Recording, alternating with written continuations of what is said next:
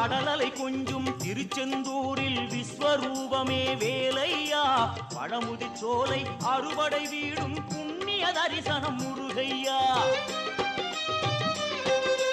திருநீர் அணிந்து வரும் போது நெஞ்சில் நிம்மதி பிறக்குது கந்தையா